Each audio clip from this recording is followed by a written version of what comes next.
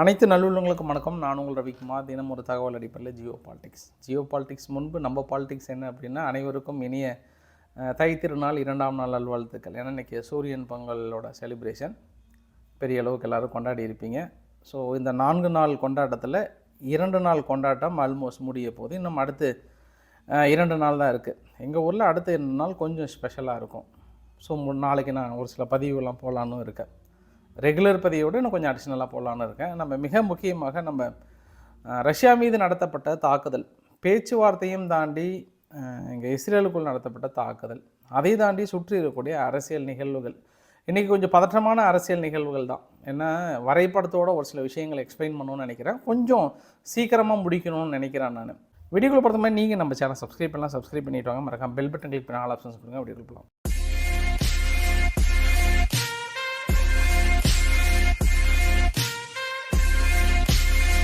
முதல் பதிவே வரைபடத்தோட நம்ம விளக்க வேண்டியது பொறுப்பு. காரணம் என்னவென்றால், இன்று உக்ரைன் ரஷ்யாவுக்குள்ளே நடத்தப்பட்ட தாக்குதல், ஆர்கே சேனலில் நான் சொல்லியிருந்தேன். பட் எந்த பகுதியில் எந்த மாதிரியான தாக்கத்தை ஏற்படுத்தியதுன்னு சொல்லலை. ஏன்னா ஒரு 100 ட்ரோனுக்கு மேலே ஒரு 10 ATACMS மிசைல்ஸ் மூலிமா தாக்கம் நடத்தியிருக்காங்க. ரஷ்யானுடைய மிக முக்கியமான கெமிக்கல் ஃபேக்ட்ரி, அப்புறம் எனர்ஜி இன்ஃப்ராஸ்ட்ரக்சர்ஸ், அப்புறம் எண்ணெய் சுத்திகரிப்பு ஆலயங்கள், இந்த மாதிரி குறிவைத்து தாக்கல் நிகழ்த்தப்பட்டிருக்கிறது. ரஷ்யானுடைய அடிமட்ட ஈகோவே டச் பண்ணியிருக்காங்க. 20ஆம் தேதிக்குள்ளே எங்கள் மீது நீங்கள் அணுகுண்டு போட்டே ஆகணுன்ற மாதிரி ரொம்ப பிடிவாதமாக இருக்காங்க.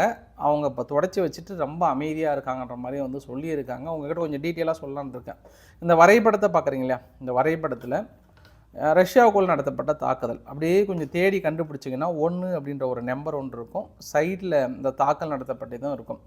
அந்த 1ன்ற நம்பர் எங்கே இருக்குது அப்படின்னா, கியூ ரீஜியனில் இருந்து பக்கம் 100 UAE இன்டர்செப்டர் இருக்குல்ல, அது கீழே இருக்கக்கூடிய இடத்துல 1 இருக்குல்ல, அங்கே தான் பிரியான்ஸ் கெமிக்கல் பிளான்ட் இருக்குது. அந்த பிரியான்ஸ் கெமிக்கல் ஃபேக்ட்ரியில் இப்போ ரீசெண்டாக தான் 50வது ஆனிவர்சரி செலிப்ரேட் பண்ணாங்க ரஷ்யா.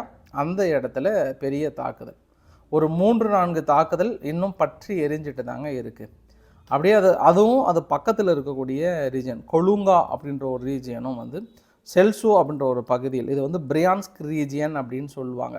ஸோ இந்த 2 ரீஜியன் பெரிய ஒரு தாக்குதல் நிகழ்த்தப்பட்டிருக்கிறது. அப்படியே கடந்து நம்ம 2 அப்படின்ற ஒரு நம்பர் எங்கே இருக்குன்னு தேடி கண்டுபிடிங்க. அந்த இடத்துல காசன் அப்படின்ட்டுருக்கு. அந்த காசன்ற பகுதியில் பெரிய ஒரு தாக்குதல். அங்கே லிக்விடிஃபைட் கேஸ் பேஸ் இருக்குது. அந்த கேஸ் பேஸ் நிலைகள் மீது தாக்கல் நடத்தியிருக்காங்க காசன் ரீஜியனில். அது பக்கத்தில் மேலும் எக்ஸ்டாப்ளிஷ்மெண்ட் ட்ரை பண்ணியிருக்காங்க. அதை நாங்கள் இடைமறி தாக்கல் நடத்திட்டோம்னு சொல்கிறாங்க. 3வது பார்த்தோன்னா சர்டோ ரீஜியன் சொல்கிறாங்க. இந்த சர்டோ ரீஜியனில் மிக முக்கியமாக ரிஃபைனரி சுத்திகரிப்பு ஆலயங்கள் இருந்திருக்கிறது. அந்த இடத்துல தாக்குதல் நிகழ்த்தப்பட்டதாக சொல்கிறாங்க. 4வது பார்த்தோம் அப்படின்னா அதனுடைய கம்பைன்டு பொசிஷன் இன்னொரு இடத்துலையும் தாக்குதல், மீதி மற்ற இடத்துல இடைமடித்து தாக்கல் நடத்திட்டோன்றாங்க. இந்த தாக்குதல் பார்க்கும்போது தெரியுது, ஆல்மோஸ்ட் ரஷ்யா இங்கே உக்ரைன்லேருந்து ஒரு 400 கிலோமீட்டருக்கு உள்ளே தள்ளியும் தாக்கல் நடத்தியிருக்காங்க. முக்கிய நிலைகள் மீதும் தாக்கல் நடத்தியிருக்காங்க. ஸோ இந்த ஒரு சர்ப்ரைஸ் பொறுத்த வரைக்கும் ரஷ்யா தரப்பில் எதிர்பார்த்துருக்க மாட்டாங்களா அப்படின்னா அது ஒரு கேள்விக்குறியை போட்டுக்கலாம். ஆனால் உக்ரைன் நிச்சயம் பெரிய தாக்குதல்களை நிகழ்த்த போகிறாங்க 20ஆம் தேதிக்குள்ளார. ஏன்னா போலந்தில் இருக்கக்கூடிய அமெரிக்காவோட நிலைகளையே நேட்டோவுக்காக தாரை வார்க்கப்பட்டு பெரிய அளவுக்கு அங்கே உந்து வேலைகளை பின்னாடி இருந்து தாக்கல் நிகழ்த்துவதற்கு பழைய திட்டங்களை வகுத்துட்டு இருக்காங்கன்றதை நம்ம தொடர்ந்து பேசிட்டு தான் வரோம். 20ஆம் தேதிக்குள்ளே அடுத்தடுத்த நிகழ்வுகள் நிறைய நடப்பதற்கு வாய்ப்புகள் இருக்குது. வீடியோ பதிவுகளுமே தொடர்ந்து வந்தவண்ணம் தான் இருக்கிறது. இன்றைக்கி பிரான்ஸ் அதிபர் மேக்ரான் அவர்கள் கூட ஜெலன்ஸ்கி அவர்களை பார்த்து முடிந்த அளவுக்கு வெஸ்டர்னுடைய ட்ரூப் ஏதாவது உக்ரைனுக்குள்ளே அனுப்ப முடியுமான்ற மாதிரிலாம் இறுதி கட்ட பேச்சுவார்த்தையில் இருக்காங்க. குறிப்பாக இந்த ஒரு வெஸ்டர்ன் ட்ரூப்பெல்லாம் எதற்காக அப்படின்னா, நேட்டோனுடைய ட்ரூப்பெல்லாம் எதற்காகனா அமைதியை ஏற்படுத்துவதற்காக. இப்போ எப்படி ஆயுதங்களை கொடுத்து அமைதியை ஏற்படுத்துவதற்காக நாங்கள் ஆயுதங்கள் கொடுக்குறோன்னு சொல்கிறோமோ அதே மாதிரி தான் இது. ஏன்னா இதுக்கப்புறம் ட்ரம்ப் அவர்கள் கைவிட்டுட்டார் அப்படின்னா நம்ம எப்படி ஒருங்கிணைந்து காப்பாற்றுவது உக்ரைன் என்பதற்காக இறுதிக்கட்ட பேச்சுவார்த்தையில் இருக்குன்னு சொல்லியிருக்காங்க. ஸோ மேக்ரான் அவர்களை நம்ம நம்ப முடியாது. இருந்தாலும் இது ஆல்மோஸ்ட் அப்படி ஒரு முடிவு எடுத்தாங்கன்னா ஏற்கனவே கெஸ் பண்ண மாதிரி தான் 20ஆம் தேதிக்குள்ளே ஒரு பெரிய சதி திட்டத்தில் ஈடுபட்டு இருக்காங்கன்ற மாதிரி. இன்னொரு தகவல் கூட என்னென்னா, நான் உங்கள்கிட்ட காலைல இந்த டர்க்கி ஸ்ட்ரீம்னு சொல்லுவேன். அதாவது துருக்கி வழியாக ஐரோப்பாவுக்கு கொண்டு செல்லக்கூடிய ஒரு கேஸ் பைப் லைன்.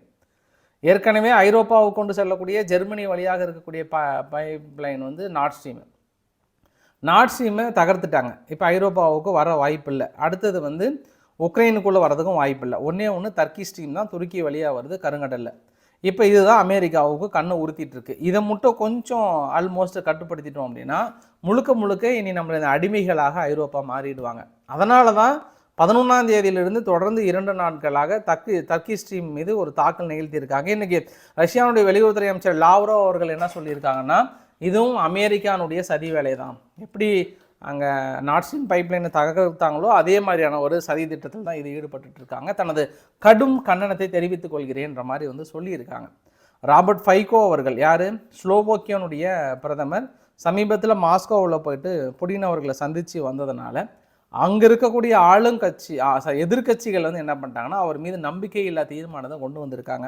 இவர் மீது எங்களுக்கு நம்பிக்கை இல்லைன்ற அடிப்படையில். பட் ஜெலன்ஸ்கி அவர்கள் என்ன சொல்கிறாருன்னா, நீங்கள் கியூவுக்கு வாங்க, வந்து எங்கிட்ட ஆசீர்வாதம் வாங்கிட்டு போனீங்க அப்படின்னா உங்களுக்கு எதனா அந்த தீர்மானம் போட்டாங்களா அதெல்லாம் நான் கொஞ்சம் கன்சிடர் பண்ணிட்டு அவங்ககிட்ட ஒரு சில பேச்சுவார்த்தை நடத்தலாமேன்ற மாதிரி சொன்னாங்க. பட் ஃபைகோ அவர்கள் வந்து ரிஜெக்ட் பண்ணிட்டார். எக்காலத்தை கொண்டும் நான் வந்து மூஞ்சில் முழிக்கணும்னு விரும்பலை, அது தேவையில்லாத வேலைன்ட்டாங்க. இருந்தாலும் ஜெர்மனி சார்பாக போரிஸ் பிஸ்டோரியஸ் யார், ஜெர்மனுடைய டிஃபென்ஸ் மினிஸ்டர், அங்கே போயிட்டு தனது இறுதிக்கட்ட முயற்சியில் என்னெல்லாம் பண்ண முடியுதோ எல்லாம் அவ்வளோதான் ஆச்சு. ஆல்மோஸ்ட் பிப்ரவரியில் எலெக்ஷன் போயிட்டுருக்கு இல்லையா, அதற்குள்ளே எங்களால் என்னென்ன பண்ண முடிஞ்சதோ எல்லாமே சிறப்பாக பண்ணிட்டோம் அப்படின்ற மாதிரி ஒரு சீனை போட்டிருக்கார். இது சீன் தான் நம்ம எடுத்துக்கலாம். ஏன்னா ஆட்சி ஆல்மோஸ்ட் இல்லை, இதுக்கப்புறம் எந்த அதிகாரத்தின் அடிப்படையிலையும் கொடுக்க முடியாது. அமெரிக்கா மாதிரி சிறப்பு அதிகாரங்கள் இருக்கான்னா கிடையாது. போயிட்டு அங்கே நாங்கள் எப்பயுமே உக்ரைன் பக்கம் இருக்குன்றதுக்கான ஒரு ஆறுதல் அலையை வீசுவதற்காக ஓட்டுக்காக போயிருக்கலான்ற மாதிரி சொல்கிறாங்க. சரி, இப்போ அமெரிக்கா தரப்பில் ஒரு மிகப்பெரிய ஒரு வாய்ப்பு ஒன்று கொடுத்துருக்காங்க ஜெலன்ஸ்கி கிட்ட. ஜெலன்ஸ்கி இப்போயே நீங்கள் போர் நிறுத்தினீங்கன்னா நாங்கள் முடக்கப்பட்ட ரஷ்யாவுடைய சொத்துக்கள் 300 பில்லியன் இருக்குது, அந்த 300 பில்லியன் புனரமைப்பதற்காக உங்கள் உக்ரைனுடைய முன்னேற்றத்திற்காக முழு ஃபண்டையும் உங்களுக்காக ஒதுக்கிடுறோம், ஆனால் உடனடியாக போரை நிறுத்தணும், முடியுமா அப்படின்னு பாருங்கள், 20ஆம் தேதிக்குள்ளே ஒரு நல்ல முடிவை சொல்லுங்கள் அப்படின்னு சொல்லியிருக்காங்க. பட் அவர் வந்து அந்த 300 பில்லியன் அதெல்லாம் அவருக்கு தேவையே கிடையாது. இப்போதைய நிலைமைக்கு ரஷ்யாவும் முடிக்கணும், முடிந்த அளவுக்கு பைடன் அவர்களுக்கு விசுவாசமாக இருக்கணும், ஐரோப்பாவுக்கு விசுவாசமாக இருக்கணும். அது இல்லாமல் ஐரோப்பாவுக்கு சுதந்திரம் வேறு வாங்கி கொடுத்தார் இல்லையா, சுதந்திர போராட்ட வீரர் வேறு. அவர் நாளைக்கு வரக்கூடிய இளம் தலைமுறையினர் ஐரோப்பாவுக்கு சுதந்திரம் வாங்கி கொடுத்தது யாருன்னா ஜெலன்ஸ்கின்னு படிப்பதற்காகவே இந்த அளவுக்கு வந்து முயற்சி செஞ்சுட்டு இருக்காங்க. ஸோ இனி முடிவெடுக்க வேண்டியது ரஷ்யா தான். 20ஆம் தேதிக்குள்ளார நிச்சயம் ஏதோ ஒரு பெரிய நிகழ்வு நடப்பது போல் என் மனசுக்குள் தோன்கிறது. ஏன்னா இவங்க நடக்கிற அதை இவங்க சுற்றியும் பிளான் பண்ணுறது, அடுத்தடுத்த பைப்லைனை தகர்க்க பிளான் பண்ணுறது, அந்த பால்டிக் கடல் பகுதியில் அடுத்தடுத்த போர்க்கப்பல்களை ரோந்து பணியில் விடுறது, காலிங்கிரேட் பகுதி ரஷ்யாவுடைய காலிங்கிரேட் பகுதியை வந்து போயிட்டு அங்கே தொட்டு பார்க்குறது, சீண்டி பார்க்குறது, இந்த மாதிரியான விஷயங்கள்லாம் பார்க்கும்போது ஏதோ லைட்டாக சமிக்கைகள் தெரியுது. இருந்தாலும் வெஸ்டர்ன் நாடுகளும் ஐரோப்பாலாம் என்ன சொல்லியிருக்காங்கன்னா, ஈரானும் ரஷ்யாவும் மிகப்பெரிய அளவுக்கான ஒரு சீக்ரெட் டாக்கு ரொம்ப குசுன்னு பேசிக்கிறாங்க. அந்த குசுன்னு பேசினது பத்திரிகையாளர்கள் எப்படி கண்டுபிடிச்சாங்கன்னு தெரியல, ஆனால் அதை சொல்லிட்டாங்க அவங்க. ஏன்னா ஆல்மோஸ்ட் அவங்க அணு ஆயுதத்தை ஷேர் பண்ணிக்கிறதுக்கு தான் பெரிய அளவுக்கு டீல் போட்டுட்ருக்காங்க. அணு ஆயுதத்தை கூடிய விரைவில் அவங்க வந்து ஷேர் பண்ண போகிறாங்க அப்படின்ற மாதிரிலாம் வந்து சொல்லியிருக்காங்க. ஸோ பொறுத்து வந்து பார்க்கலாம். இது அங்கே இருக்கக்கூடிய நிகழ்வுகள். நம்ம இங்கே இஸ்ரேல்கிட்ட போகிறதுக்கு முன்பு கலிஃபோர்னியானுடைய காட்டுத்தீ என்னாச்சுன்னா, இதுக்கு முன்னாடி இப்படி அடித்த டைரெக்ஷன் இப்போ இப்படி அடிக்க ஆரம்பிச்சிருச்சு. மறுபடியும் வந்து எவகேட் ஜோன் வந்து அதிகம் பண்ணியிருக்காங்க, கட்டுப்படுத்தவே முடியல. அமெரிக்கா வந்து வெளியே பிதைங்கு பொடேன்னு வெளியே வர அளவுக்கு பெரிய தடுமாற்றத்தை நிகழ்ந்திருக்காங்க. பைடன் அவர்களை விமர்சனம் பண்ணுறாங்க. பாதிக்கப்பட்ட மக்களுக்கு $700 டென்ட் அமைக்கிறதுக்கு நான் நிதி ஒதுக்குறேன்னு சொல்லியிருக்காங்கன்றாங்க. என்னப்பா அங்கன்னா கூட அள்ளி போடுறீங்க, இங்கே கிள்ளி கூட கொடுக்கலையே, $700 ஒரு பணமாக எங்களுக்கு அப்படின்ற மாதிரி வந்து சொல்லியிருக்காங்க. ஸோ அந்தளவுக்கு அங்கே பாதிக்கப்பட்டது இன்னும் பெரிய அளவுக்கு பரவிட்டு தான் இருக்குது. இப்போது இன்றைக்கி அர்ஜென்டினாவிலையும் இதே மாதிரியான ஒரு காட்டுத்தீ வந்து பரவ ஆரம்பித்திருக்கிறதுன்னு சொல்லியிருக்காங்க. மில்லை அவர்களுக்கு வந்த பெரிய சோதனை. மில்லை அவர் பிள்ளைகளுக்கு தொல்லை கொடுக்கவில்லை என்றாலும் காட்டுத்தீ தொல்லை கொடுத்து கொண்டிருக்கிறதுன்ற மாதிரி வந்து சொல்லியிருக்காங்க. இதை நம்ம இன்னொரு ஆங்கிளில் பார்த்தோன்னா ஒரு சில வீடியோ பதிவுகள் இன்னும் வந்தவண்ணம் தான் இருக்கிறது. குறிப்பாக கலிஃபோர்னியாவில் இது மாதிரி தனிப்பட்ட முறையில் ஒரு சில கேங்கே உள்ளே போயிட்டு இல்லீகல் மைக்ரண்ட்ஸ் உள்ளே போயிட்டு வந்து பற்ற வச்சுருக்காங்க அப்படின்ற மாதிரி வந்து சொல்லியிருக்காங்க. இன்னும் ஒரு 4-5 நாள்லைங்க, 4-5 நாளில் உங்களுக்கு ரிப்போர்ட் வந்து வருதா இல்லையான்னு பாருங்கள். இந்த ரிப்போர்ட் வரதுக்கு ஒரு 90% வாய்ப்பு இருக்குன்னு நான் நம்புகிறேன். ஒன்று ஈரான், இல்லை ரஷ்யா, இது 2 தான் ஃபைனலாக வந்து முடிப்பாங்க. கலிஃபோர்னியாவுடைய காட்டுத்தீயில் இவங்க வந்து முடிப்பாங்க. ஏன்னா இவங்க வழக்கம் தான் பாஸ். இவங்க சிஏஏ வச்சு இவங்க எப்படி மற்ற நாடுகள்லாம் அழிக்கணும்னு நினச்சாங்களோ, சிஏஏ இல்லாத நாடுகளே இல்லை, அந்த எல்லா நாடுகளும் பற்றி எறியறதுக்கு பெரிய காரணகர்த்தாவாக இருப்பாங்க. அதற்கு இவங்களுக்கு எங்கேயோ பேக் ஃபயர் ஆகிடுச்சு. இது இயற்கையெல்லாம் தாண்டி நிச்சயம் மனிதனால் ஏற்படுத்தப்பட்ட காட்டுத்தீ அப்படின்றது வேகமாக பரவி இருக்கிறது. அது அங்கே தான் போய் முடியும். ஈரானை சொல்லுவாங்க, அப்படி இல்லைன்னா ரஷ்யாவை சொல்லுவாங்க. அதுக்கான சமிக்கைகள் நிறைய தென்படுகிறது. சரி, இப்போ நம்ம இஸ்ரேலுக்கிட்ட போயிடலாம். வரலாற்றில் முதல் முறையாக ஹமாஸ் வந்து ரொம்ப ஒரு பாசிட்டிவான ஒரு செய்தியை வெளியிட்டிருக்காங்க. இந்த பேச்சுவார்த்தையில் ரொம்ப பாசிட்டிவாக தெரியுது. இது வரைக்கும் நாங்கள் இவ்வளோ பாசிட்டிவாக நான் உணர்ந்ததில்லை. கொஞ்சம் நெக்ஸ்ட் கட்டத்துக்கு, அதாவது ஃபஸ்ட்டு ஸ்டேஜ்லேருந்து நெக்ஸ்ட் ஸ்டேஜுக்கு வந்து போயிருக்கோம். வில் அச்சீவ்டுன்ற மாதிரி வந்து சொல்லியிருக்காங்க. ஸோ பெரிய ஒரு ஸ்டேட்மெண்ட்டு தான். ஏன்னா இதற்கு முன்பெல்லாம் பேச்சுவார்த்தை ட்ரை பண்ணுறோம் இஸ்ரேல் மறுக்கிறாங்கன்ற மாதிரி தான் வந்தாங்க. பட் இந்த தடவை பாசிட்டிவாகவே சொல்கிறாங்க.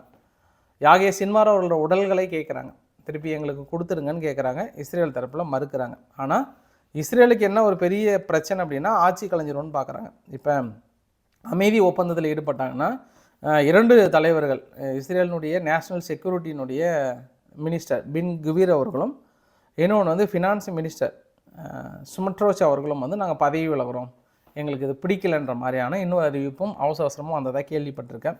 ஆனால் இஸ்ரேல் வந்து ஒரு பக்கம் பேச்சுவார்த்தை அப்படின்னாலும் கான்யூனிஸ்ட் பகுதியில் நடத்தப்பட்ட தாக்குதலும் சரி, இன்னும் அடுத்தடுத்து இஸ்ரேலுக்குள் நடத்தப்பட்ட தாக்குதலில் கடந்த 24 மணி நேரத்தில் அங்கே பேச்சுவார்த்தை அங்கே உட்காரும்போது இங்கே நடத்தப்பட்ட தாக்குதலில் 61 பேர் இறந்து போயிருக்காங்க. நிறைய பேர் வந்து படுகாயம் அடைந்ததாக சொல்கிறாங்க. இன்னொரு வீடியோ பதிவு கூட உங்ககிட்ட காட்ட நான் விரும்புகிறேன். பக்கத்தில் இருக்கக்கூடிய இந்த வீடியோ பதிவு, ஹவுதிகள் காலையில் நடத்திய தாக்குதலில் ஜெருசலம் பக்கத்தில் ஒரு பெரிய ஹைப்பர்சோனிக் பாலிஸ்டிக் மிசைல்ஸ் விழுந்து இதில் இவங்க இடைமறித்து தாக்குதல் நடத்தப்படல விழுந்த ஒரு குறை வீடுலாம் ஓட்டு வீடுன்னு எடுத்துக்கலாம். எந்த அளவுக்கான பாதிப்புகள் அது திரும்பியும் அதை ரிமூவ் பண்ணுற வழியை பார்க்குறாங்க. சப்போஸ் அந்த தாக்குதல் வந்து நிகழ்ந்திருந்தால் பெரிய இழப்புகளை சந்தித்திருக்கும். அதை நாங்கள் இடைமறித்து விட்டோம்னு சொல்லியிருக்காங்க. ஹைப்பர்சோனிக் மிசைல்ஸை நாங்கள் இடைமறித்ததுக்கான ஒரு சான்று அப்படின்ற மாதிரியும் இந்த வீடியோ பதிவு. அந்த வெளியே இருந்த அந்த கூம்புவே விழுந்து அந்த பகுதியை எந்த அளவுக்கு சேதாரம் ஏற்பட்டிருக்கு அப்படின்றதையும் பாருங்கள். சவுதிகள் தொடர்ந்து நாங்கள் தாக்குதலை நடத்தியே தீர்வோம், நீங்கள் அமைதிக்கான ஒப்பந்தத்தில் ஈடுபடாத வரை அப்படின்ற மாதிரிலாம் வந்து சொல்லியிருக்காங்க. இன்னொரு விஷயம், அங்கே மேலே இருக்கக்கூடிய லெபனான் பகுதியிலும் என்ன அப்படின்னா, வழக்கமாக இப்போ ஜனவரி 14ஆம் தேதி இந்த சூரியன் பொங்கல் அதுவுமா நாங்கள் கண்டிப்பாக அந்த குறிப்பிட்ட பகுதியை விட்டு நாங்கள் வெளியேறிடுவோம், லெபனானுடைய ஆர்மிக்கிட்ட ஒப்படைச்சிடுவோம்னு சொல்லியிருந்தாங்களாம். ஆனால் இந்த டேட்டில் அவங்க ஒப்படைக்கவே இல்லையா, அதுக்கான அறிகுறி கூட தெரியலையா. தொடர்ந்து அந்த இடத்துல கொஞ்சம் டஃப்பான சுச்சுவேஷன், தாக்கல் நடத்திட்டு தான் இருக்காங்கன்ற மாதிரியும் நிறைய அமெரிக்காவுடைய ஊடகங்கள்ன்றது இஸ்லாமிக்னுடைய பத்திரிகைகள் நிறைய எழுத ஆரம்பிச்சிட்டாங்க. என்னென்னா, எமினி ஹவுதிகள் மீது தாக்கல் நடத்துவதற்கு அமெரிக்காவுடைய சென்காம் சவுதியில் போயிட்டு பெரிய அளவுக்கான பேச்சுவார்த்தை வந்து திட்டம் தீட்டியிருக்காங்க. நிச்சயம் வந்து அதுக்கான பழைய திட்டங்களை வந்து போட்டிருக்காங்கன்ற மாதிரி சொல்லியிருக்காங்க. ஃபைனலாக இந்த வீடியோவோட நிறைவு பகுதியில் கிளைமேக்ஸில் ஆல்மோஸ்ட் யூஎஸ்னுடைய காங்கிரஸ் அப்படின்னு சொல்ல முடியும், இந்த ரிப்பப்ளிக்கன்லாம் ஒன்றாக சேர்ந்து மேக் கிரீன்லேண்ட் கிரேட் எகைன்னு சொல்லிட்டு மறுபடியும் நம்ம கிரீன்லாந்தை இணைத்தே ஆகணும்னு 10 காங்கிரஸ் வந்து டொனால்ட் ட்ரம்ப் அவர்களுக்கு ஒரு பாசிட்டிவான கடிதம் எழுதியிருக்காங்க. விட்டுறாத கோட்டசாமி முடிச்சிருங்க அப்படின்ற மாதிரி வந்து சொல்லியிருக்காங்க. அதை விட மிக முக்கியமான பதிவு என்ன அப்படின்னா, ஃபைனலாக தாலிபன்கள் அவர்களுக்கு எதிராக மலாலா அவர்கள், யார், யூசப் மலாலா அவர்கள் மிக கடுமையான ஒரு ஸ்டேட்மெண்ட்டை சொல்லியிருக்காங்க. பெண்களை வந்து அவங்க ஒரு ஹியூமன் பீயிங்காகவே, யார், தாலிபன்கள், ஆப்கானிஸ்தானில் இருக்கக்கூடிய தாலிபன்கள் பெண்களை ஒரு ஹியூமன் பீயிங்காக கூட வந்து மதிக்கலை, ரொம்ப ஒரு கீழ்த்தரமான ஒரு விலங்கினத்துக்கு இணையாக வந்து ஒப்பிடுறாங்க, இது ரொம்ப ஒரு மோசமான கலாச்சாரம் சொல்லிட்டு ஐநாவில் போயிட்டு இந்த ஒரு குற்றச்சாட்டை வைத்திருக்காங்க தாலிபன்கள் மீது. இந்த தாலிபன் மீது வைக்கப்படுகிற குற்றச்சாட்டை நோட் பண்ணிக்கோங்க. நாளைக்கு டீட்டெயிலாக சொல்கிறேன் பாகிஸ்தானுக்கு எதிரான நடவடிக்கைகளை. ஸோ இன்றைக்கு ஓரளவுக்கான தகவலை கவர் பண்ண நினைக்கிறேன். பிடிச்சிருந்தால் லைக் பண்ணுங்கள், ஃப்ரெண்ட்ஸை ஷேர் பண்ணுங்கள், சப்ஸ்கிரைப் பண்ணுங்கள். ரவிக்குமார் சோமு சேனல். நன்றி, வணக்கம்.